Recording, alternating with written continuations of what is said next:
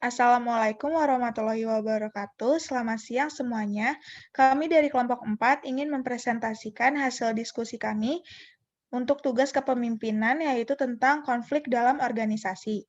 Di sini saya bernama Jessica Pitoli Kezia dengan NIM 20105010006 bersama dengan teman-teman saya yaitu Azin dan Zulfan dengan NIM 20105011019, Syarif Zul Hidayat dengan NIM 20105010003, Alfania Permana Frinza dengan NIM 20105010005, dan juga Muhammad Aska Pangudi dengan NIM 201050135.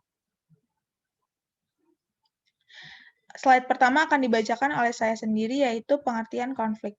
Secara umum, konflik merupakan suatu peristiwa atau fenomena sosial di mana terjadi pertentangan atau pertikaian baik antar individu dengan individu, individu dengan kelompok, kelompok dengan kelompok, maupun kelompok dengan pemerintah. Pengertian konflik menurut para ahli. Menurut Mangkunegara 2001, konflik adalah suatu pertentangan yang terjadi antara apa yang diharapkan oleh seseorang terhadap dirinya, orang lain, orang dengan kenyataan apa yang diharapkan. Menurut Robbins 2002, mendefinisikan konflik sebagai situasi yang mana individu, seseorang, dihadapkan dengan harapan-harapan peran yang berlainan. Jadi, konflik timbul bila individu dalam peran tertentu dibingungkan oleh tuntutan kerja atau keharusan melakukan sesuatu yang berbeda dari yang diinginkannya, atau yang tidak merupakan bagian dari bidang kerjanya. Menurut Greenberg dan Baron 2003, mengutarakan bahwa konflik terjadi sebagai suatu proses bahwa satu pihak atau satu kelompok merasakan ada pihak atau kelompok lain yang telah mengambil atau akan mengambil tindakan negatif yang akan berpengaruh pada tujuan utama kelompoknya. Slide selanjutnya akan dijelaskan oleh teman saya yang bernama Alfania Permana Frinza. Kepada Alfania dipersilahkan. Baik, terima kasih Jessica. Selanjutnya ada jenis-jenis konflik. Yang pertama, personal konflik. Konflik peranan yang terjadi dalam diri seseorang, di mana peraturan yang berlaku tidak dapat diterima, sehingga orang tersebut memilih tidak melaksanakan sesuai dengan peraturan yang berlaku. Yang kedua, interrole konflik. Konflik antar peranan, di mana orang menghadapi persoalan karena dia menjabat dua atau lebih fungsi yang saling bertentangan. Yang ketiga, intergender konflik. Konflik yang timbul karena seseorang harus memenuhi harapan beberapa orang.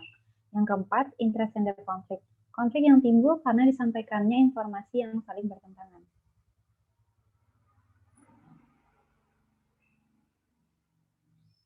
Lalu ada penyebab terjadinya konflik. Yang pertama, perbedaan dalam berkomunikasi.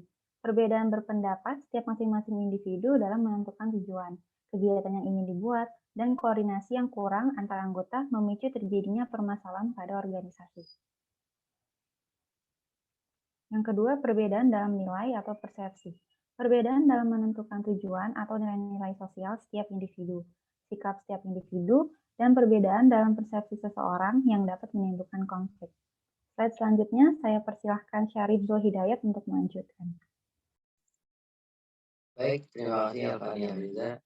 Selanjutnya ada penyebab terjadinya konflik.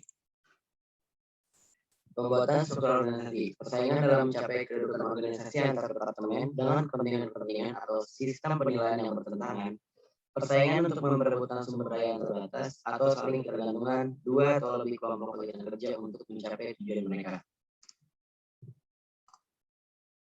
Yang selanjutnya, situasi yang kurang mendukung. Kondisi umum yang kurang mendukung karena kurangnya komunikasi dan perbedaan pendapat yang dapat memicu konflik pada suatu organisasi.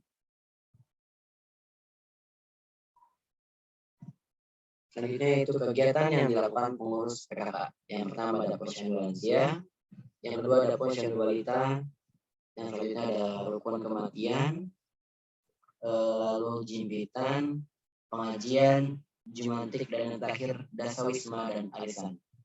Selanjutnya akan disampaikan oleh teman saya yaitu Azin dan Zulfan. Ya baik, terima kasih Syarifio.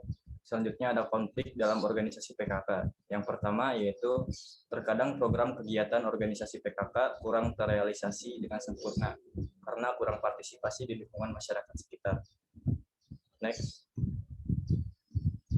Nah, untuk penyebabnya yaitu masyarakat kurang mengetahui tentang kegiatan-kegiatan yang dibuat oleh organisasi PKK, sehingga masyarakat tidak ikut dalam kegiatan-kegiatan yang telah dibuat.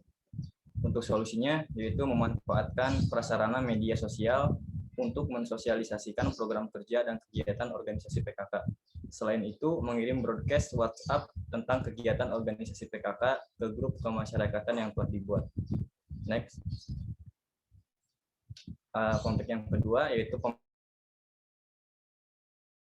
pemahaman dan pengetahuan yang masih kurang pada anggota dalam menunjang pola hidup lansia ataupun balita untuk referensi dalam membuat kegiatan PKK.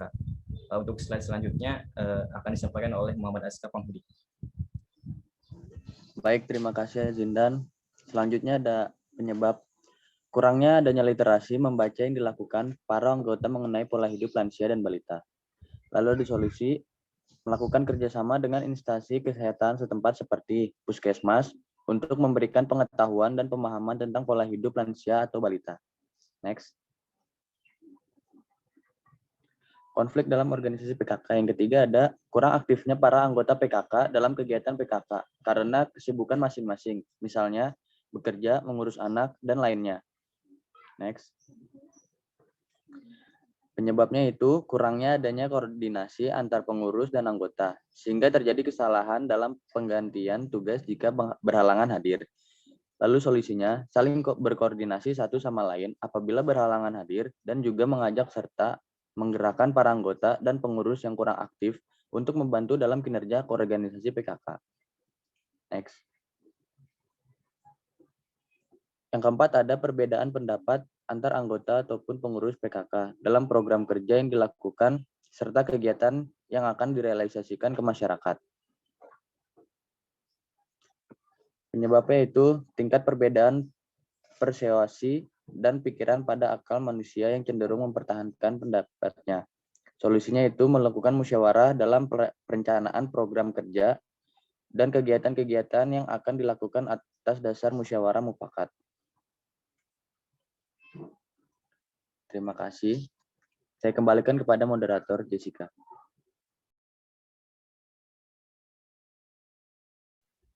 Sekian presentasi dari kelompok kami. Bila ada kekurangan, mohon dimaafkan.